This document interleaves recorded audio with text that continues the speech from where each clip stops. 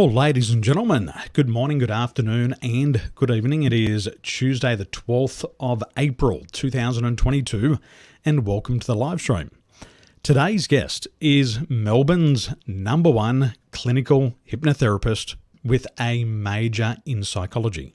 For more than 20 years, he has educated, coached, and counseled thousands of men on how to overcome mental health obstacles. And today he's going to share with you new insights, ideas and information for men to increase their levels of self-acceptance. Please help me welcome to the live stream our good friend Joe Busuttil. Thank you, my man. Hey, hello Daniel, how are you? Thank you for having me on here. Very slick and professional. I love it. Thank you so much. It's like the boomerang. You threw it for me and now it's coming back and I get to return the favour. I'm learning from you, my friend. It's a pleasure to be here. Now, I understand a couple of years ago, things started to go in the wrong direction for you. You had an accident, and then you lost your ability to walk. Can you, for a better word, step us through what happened? It wasn't an accident. It was actually a misconception. I thought that I found my purpose in life, and I was doing my best thing with work. I was working 7 days a week, probably 10 hours a day, and I just totally forgot to touch base with my body. And my body was giving me these clues, like my eye started first, then my arm went weak, and then eventually I couldn't walk, right? And so my love for my job actually came at a cost of loving myself in a way. And so the universe is sort of saying you need to stop. And so I had to learn how to walk again. And yeah, through that experience, I had to sort of learn, I guess, how to surrender, how to become, to disconnect from those things I thought I really knew or believed, which was a big learning thing. I mean, I look back at that time and I think, wow, I'm so thankful that happened because I am a totally different person now. So you're pursuing your passion and then the body starts to collapse. Yeah. You started to lose the vision. And then the arm, what's happening in the body? What's happening in the body? My nervous system was shutting down because I got a neurological condition. And I think it's a combination of silent stress, which is where you're being stressed, but you don't know you're stressed. So I was doing lecturing in psychology and counseling. I was being a therapist. I was a supervisor. I was living the life that I dreamed about, but I wasn't really looking after my body. So I would not eat properly. And I wouldn't sleep well because I'd get home, do work, and then go to bed, then get up and go to work and just do it all over again. I wasn't resting. And so I think there was a bit of a delusion there that I thought I was doing what was right. But what was really happening was I was losing the control of the energy and the power. And yeah, then one day everything just stopped. And I went on a holiday to Singapore.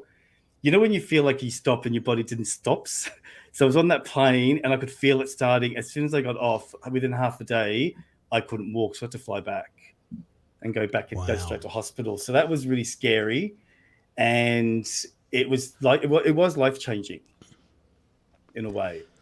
So you come to this turning point. You get all the way to Singapore and then you got to turn around and come back.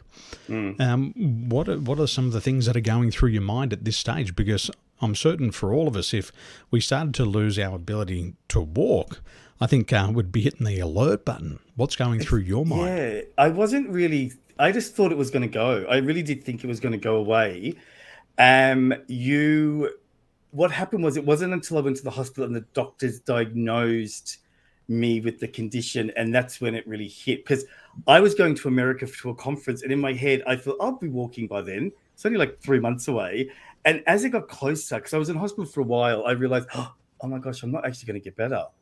This is going to take longer than I thought. So that's where the change came, because I wasn't really surrendering at that point. I think there was a bit of denial there, which was really some of the old habits still of not really looking after myself. Surrendering is accepting where you are in the moment and loving that. So put it this way, I love the gym, right? And I lost something like 15 kilos in 2 days, right? And my legs, my calves were like really thin. And I remember looking in the mirror and just going and crying and going, oh my God, like, why is this happening to me?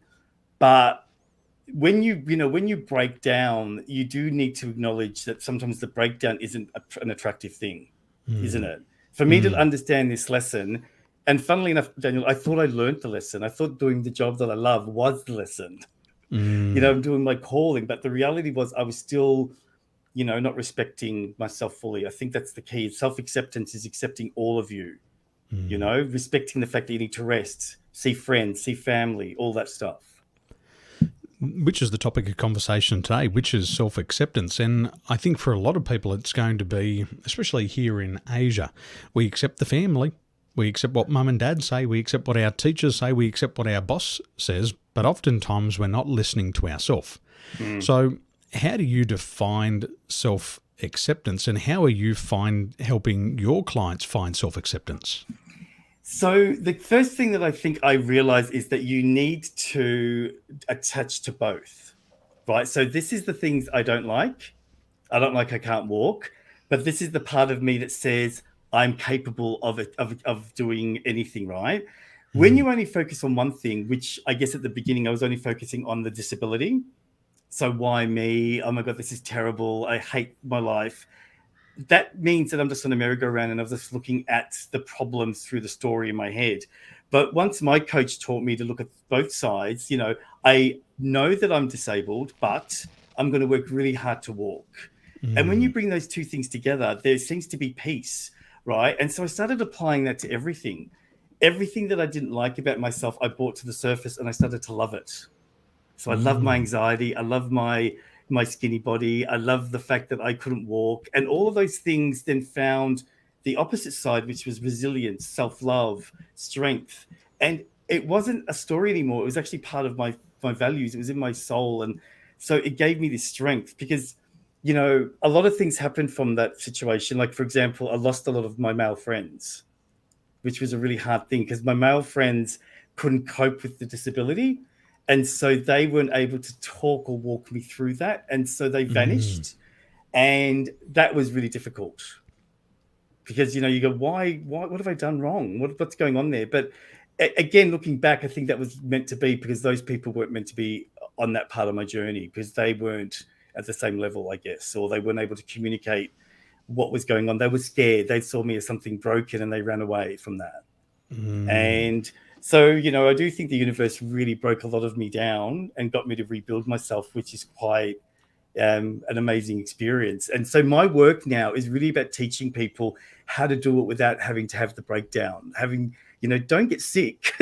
Do it now.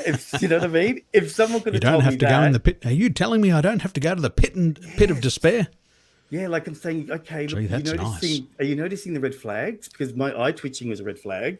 And then my arm not being able to pick up a pillow was a red flag, but I ignored them all. And so now with clients, I can see their red flags and we can talk about it and we could address it, right? Which means that they're not going to go into the pit, like you said, because the pit isn't attractive. It's not nice. No, not at all. Now, with this self-acceptance, what are some of the risks of not accepting ourselves? There's obviously some significant rewards, but what are the risks of having a lack of self-acceptance? So the parts of you that you don't accept, that's going somewhere. So I'm guessing it's being pushed down.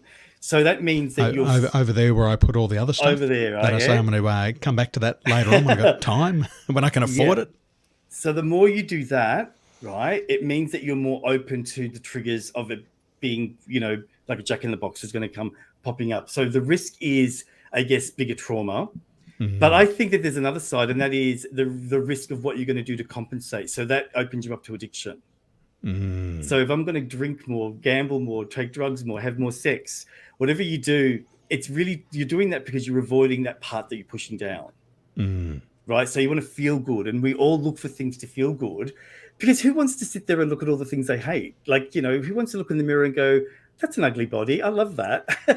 But in reality, what you're looking at is what's real, isn't it? That's the truth in the moment.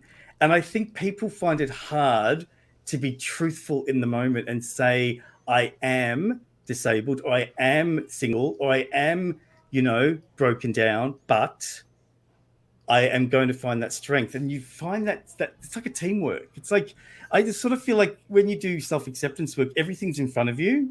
But when you do the denial thing, you lean back and you're only dealing with the same problem over and over again, because that's all you're really attaching to. It's the thing that makes you feel good, which is repeating, but really you know something's not right.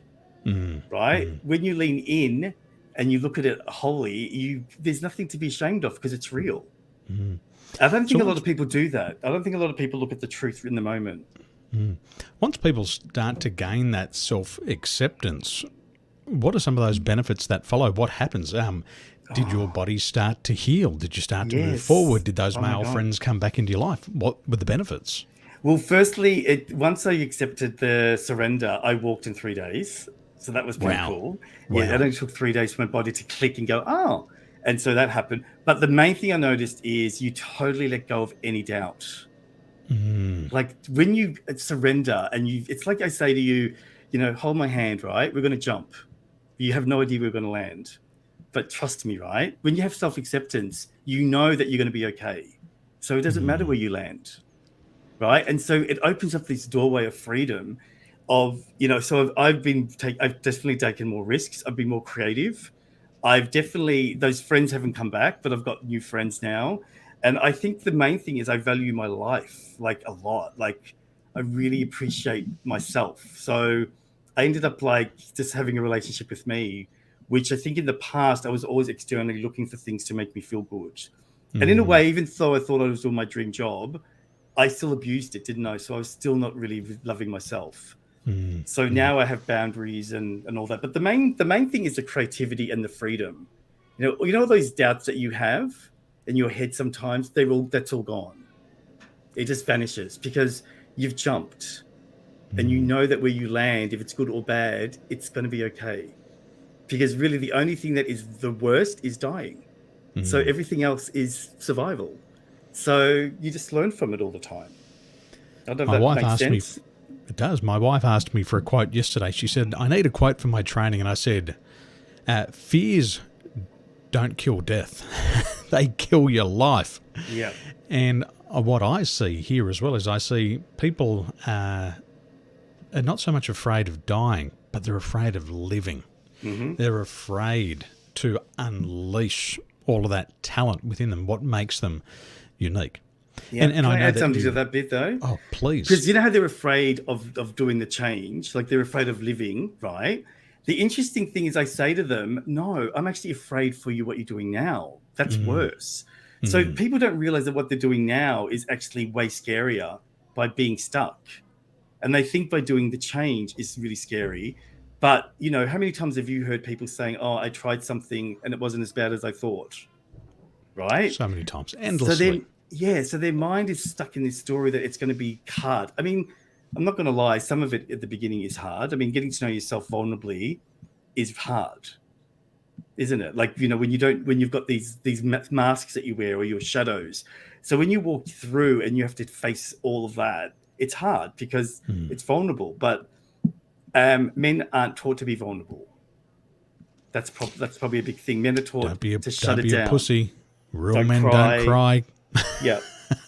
So, I mean, I copped that actually that's probably why my friends left, because they couldn't understand the vulnerability part, like seeing me in a wheelchair, zooming around Melbourne. They probably didn't know how to cope with the fact that I was still getting on with stuff, even though I was not able to move and be functioning. I mean, I still can't run. I still can't climb stairs, but of the surrendering part, I don't care about that because I focus on what I can do. Because I used to care about the things I couldn't do, which is bad. It just bogged me down. It's fascinating. Yeah. And we talk to our friends about this. We just say, focus on what you want. Focus on what you can do. And what's in front of you. Don't worry about those things that you can't do, because all of us have our own special strengths. We've all got our weaknesses and limitations, and that's the beauty of life. Here in Taiwan, what I see here is when you go to the market and you buy fruits and vegetables, they have bruises, they have blemishes on there. And when you peel the layers off, the fruit on the inside is just as tasty, if not tastier, than the ones at the shopping centre that are perfectly waxed up, full of chemicals, wrapped in plastic.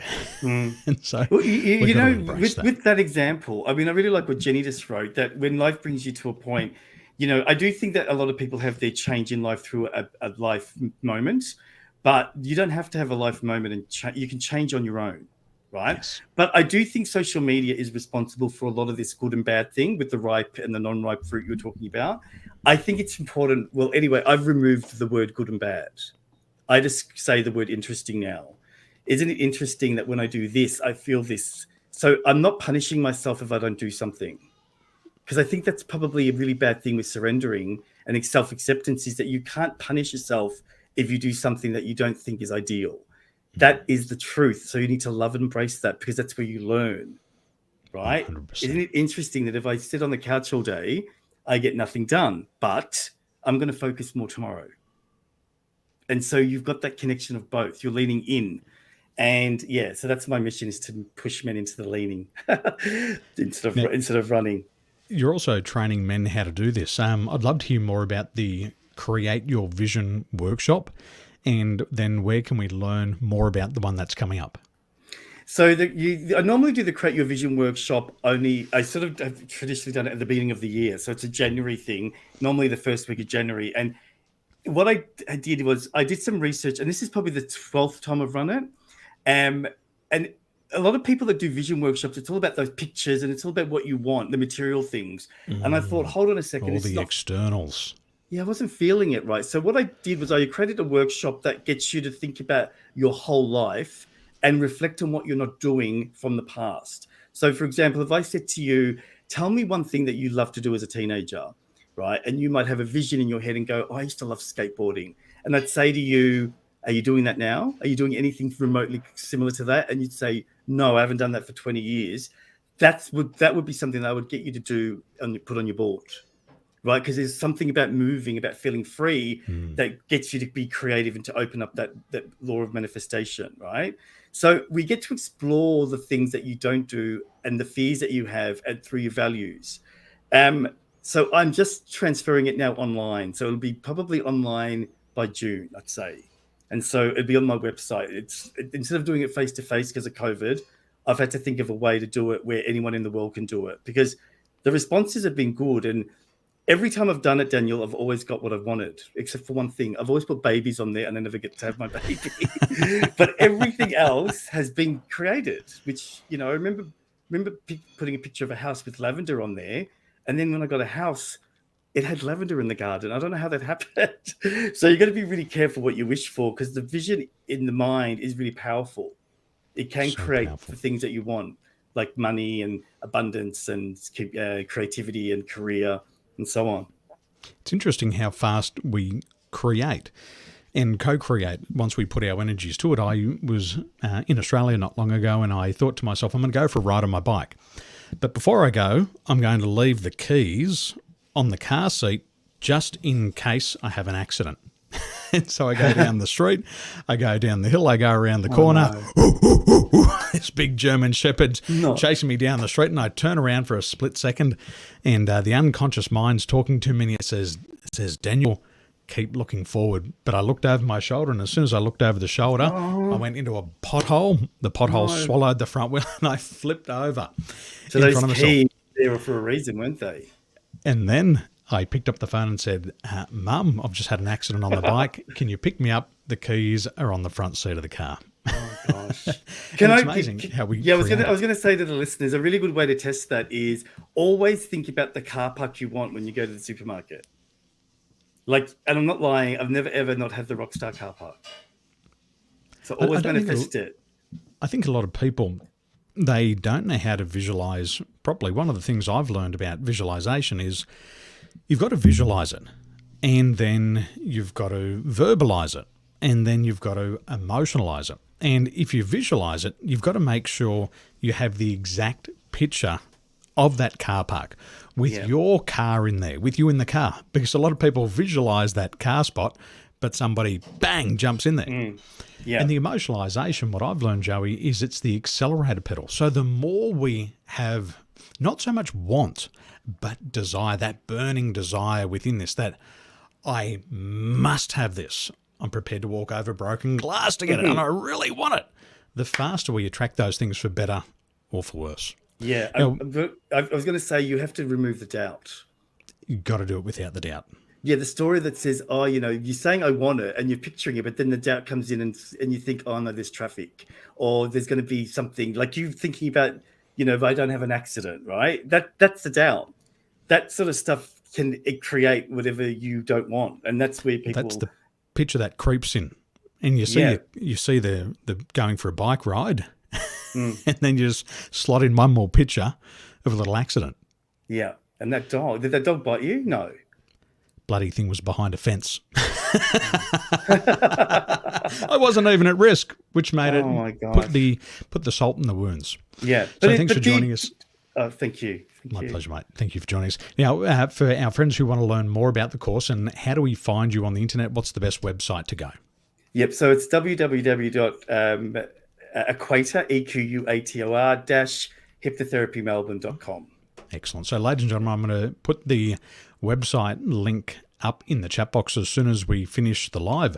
And I encourage you to go over and check out Joe's work. He is the top clinical psychologist in Melbourne, and you will love his work. Joe, thanks for coming and sharing your story. Thanks, it's greatly Thanks appreciated. for having me on. Bye, everyone. My pleasure. Ladies and gentlemen, just one new idea is enough to change your life, and take one idea away from Joe's story today, and you can quickly change the direction of your life. Ladies and gentlemen, have a wonderful day, and we'll see you soon. Ciao for now. Joe, thank you so much. Bye, buddy.